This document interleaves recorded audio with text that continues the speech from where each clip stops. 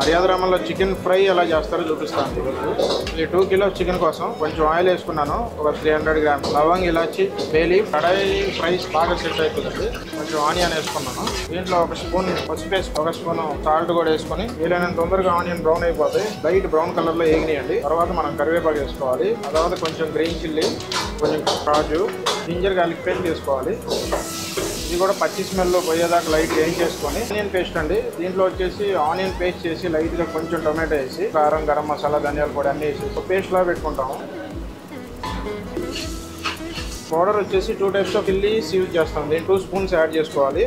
దీంట్లో కాజు, కొబ్బరి, పసుపు వేసి కొంచెం లైట్ గా ఎండుమిర్చి వేసి చేసుకున్నారండి. ఇది లైట్ గా తడుతాం. చికెన్ ఫ్రై మసాలా వేస్తాం. అయిపోయిందండి. కొత్తిమీర జల్లేసుకొని